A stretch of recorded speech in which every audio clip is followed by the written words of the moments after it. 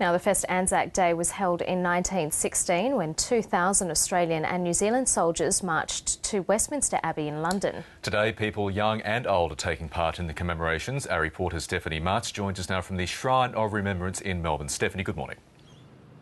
Morning, Michael. Well, we had some bad weather here this morning, but we did have a pretty good turnout. I'm joined now by Major General David McLachlan, who's the Victorian State President of the RSL. Major General, thank you for joining us this morning. And how did you feel about this morning's turnout? Well, a bit wet, but it was wonderful to see so many young people, particularly here for the dawn service. Young and old Victorians always turn out for this significant day. And is the RSL actively trying to get younger people to get involved, or do they seem to just come along? Well, there's a bit of both. We're very conscious of the fact that we've got to pass this tradition on to the younger generations, but they respond magnificently, as you would see from this morning. Little tackers with their mum and dad here, excited about it all. Afterwards, you speak to them and they just think it's marvellous. And there's been, obviously, in recent years, the thinning of the ranks at these parades, which is something that's inevitable. But there's obviously lots of new veterans coming through the ranks as well. Are you having success in recruiting them to the RSL and getting them to participate in these types of events? Well, ANZAC Day, they do turn out for it. And, of course, many of the younger veterans today continue to serve in the armed forces, and they're all over the place. We've got a virtual sub-branch which they can join online.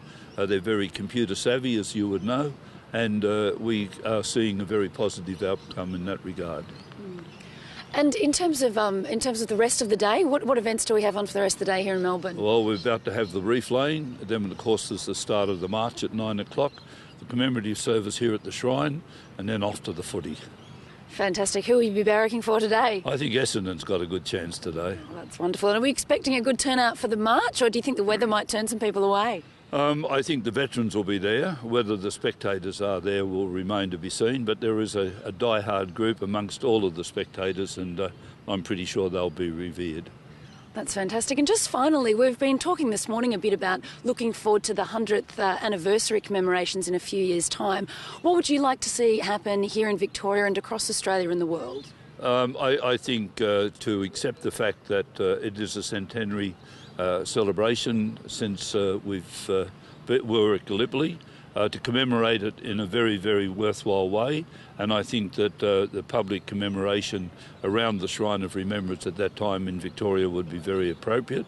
We would also like to see as many young people go to dawn services on ANZAC Day in 2015 so that they get the true spirit of the day. He's hoping for better weather in 2015. Major General David McLachlan, thank you so much for your time. We know you've got some other commitments this morning, so we'll head back to the studio and we'll duck off to that wreath-laying ceremony now. Stephanie March, thank you very much.